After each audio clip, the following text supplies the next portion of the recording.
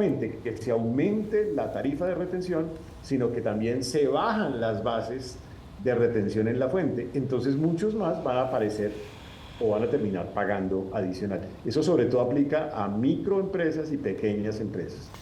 Entonces, esto ya es un decreto que obviamente puede ser debatido jurídicamente, tiene que ser debatido ante el Consejo de Estado, o sea, el Consejo de Estado tiene que pronunciarse sobre esto.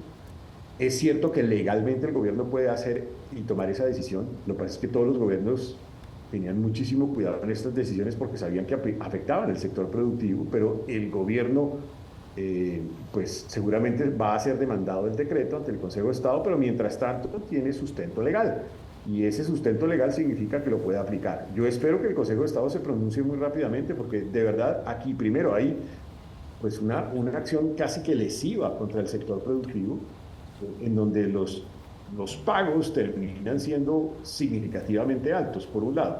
Y por el otro lado, esa disminución de la base de retención en la fuente podría alguien interpretarla como que se está imponiendo un impuesto. Y eso no es competencia del gobierno, es competencia del Congreso de la República.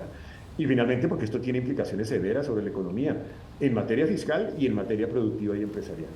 ¿El decreto tiene actividades exentas o es para todos?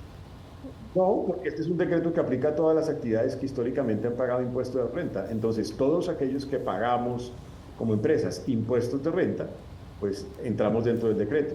Lo que cambia el decreto es la tarifa de retención en la fuente. Entonces, dependiendo de los sectores, cambian más o cambian menos. Y yo le iba a preguntar exactamente eso, ¿a qué sectores iba a afectar más? ¿Cuáles eran los que se iban a ver impactados de una forma más significativa a raíz de este decreto? Un sector que es muy de Antioquia, el sector minero, los sectores de servicios públicos, también muy sector de Antioquia, los sectores de telecomunicaciones, los sectores de servicios, los sectores de comercio y algunos sectores industriales. Más. Exministro y rector, esto pone una situación muy compleja en caso de que no se tumbe para el próximo gobierno. El que entre el año entrante entrará en una situación financiera complicada. Esto cambia el panorama de las finanzas de Colombia, que han sido tradicionalmente muy sanas. Mire, yo le voy a decir el escenario con este decreto al que vamos a llegar el 7 de agosto del 2026. Vamos a llegar con un país sin caja para poder cubrir las obligaciones de la nación de ese año, porque obviamente el gobierno va a gastarse buena parte de la caja a inicios del año, y como no va a haber suficiente caja, no va a haber suficiente caja para el periodo de agosto a diciembre del año 2026. Punto número 1. En ese momento, Colombia va a tener un déficit fiscal que algunos ya están estimando entre 6,8 y 7,5% del PIB. O sea, incluso podría llegar a ser tan alto como el del año de la pandemia. Tercero, vamos a tener el mayor nivel de deuda pública en la historia de Colombia, cerca del 63 al 65% del PIB. Vamos a tener también un escenario de incumplimiento de regla fiscal, porque claramente, pues en ese momento la regla fiscal estará absolutamente desbordada con toda seguridad. Y además de eso, vamos a tener este problemita de que no va a haber la caja suficiente para cubrir las obligaciones de la nación. ¿Sabe qué va a tocar hacer? Y de pronto usted lo puede grabar y que quede esto registrado para ese 8 de agosto del 2026. Muy seguramente el gobierno entrante va a tener que decretar una emergencia económica, porque cuando no hay plata con que cubrir las obligaciones de la nación, pues no hay alternativa distinta a decretar una emergencia económica y echar de todos los lados para ver cómo se soluciona ese problema fiscal en ese año. Es de enormes proporciones, no es un tema menor. Eso sin contar el efecto que tendrá en el 2025 sobre el sector productivo, que resulta que es el que genera crecimiento. Qué tristeza que en un año en donde se iba a recuperar el crecimiento, el sector productivo se ve afectado por la caja, que es por donde se quiebran las empresas. Ojo con eso.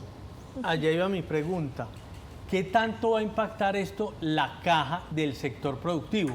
O sea, eso obviamente dependiendo del sector y de la actividad, el porcentaje es muy distinto, pero si uno pudiera hacer un promedio, ¿eso qué tanto puede impactar la caja de una actividad productiva? Es que depende mucho de las empresas, pero por ejemplo yo hago parte de un par de juntas directivas de 2 empresas y ya pedí el dato, y el dato es que se multiplicaron por 2 los pagos que tenía que hacer la entidad. ¿Y eso qué significa en proporción a las utilidades? Pues puede significar en proporción a las utilidades entre un 10 y un 15%. Pues, rector de la Universidad de IA, muchas gracias por habernos dado este tiempo. Lamentablemente, a veces quedamos con la duda. ¿Será que estamos necesitando todos estos recursos porque estamos en campaña? ¿O porque se vienen todas estas nuevas elecciones? ¿O porque queremos cumplir como un montón de cosas que no se han hecho? Quedamos con la duda. O queremos joder al que llegue. O queremos que el que llegue muy mal y yo regresar, como nos lo han dicho varios invitados, amigos suyos, exministros de Hacienda que han pasado por esta mesa y exalcaldes que nos dicen, no, es que de pronto no quiere volver en el 26, pero en el 30 volverá. Entrego todo complejo para yo recuperarlo en el 30. Y todo esto hace parte de una estrategia. Pues eso podría ser, ¿sabe? Se me parece mucho a la Argentina cuando llega Macri. Y después de Macri, ¿quién llega? Pues de nuevo los Kirchner. Y después, cuando ya llegamos a la destrucción total, pues le tocó llegar a una persona totalmente distinta con unas medidas muy radicales, que es Milei. Entonces, eso ya pasó en la Argentina. Entre otras, además, yo le vi el programa con el exministro Cárdenas y Cárdenas pone de presente que mucha de esta plata se está llevando a burocracia y él pone los datos concretos. Y los datos concretos significa más de 370.000 burócratas, corbatas en el sector público, con pues, un costo significativo en billones de pesos. Pero el dato más contundente es, mire, el promedio entre 2016 y 2022 de funcionarios públicos, comparado con el de 2023 a 2025, pues este último ha crecido casi 10 veces. Los funcionarios públicos, incluidos corbatas también. Entonces, sí se están incrementando las corbatas de manera desaforada. Parte de este dinero va a cubrir corbatas. Y las corbatas lo llama el exministro Cárdenas el empleo militante. ¿Militante de qué? Pues de campaña.